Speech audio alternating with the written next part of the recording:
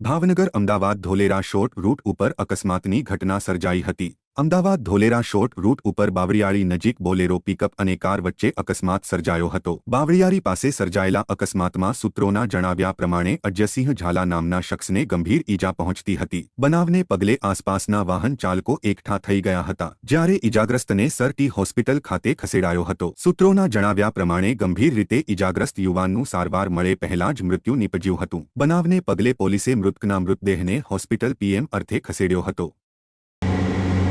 બરાબર।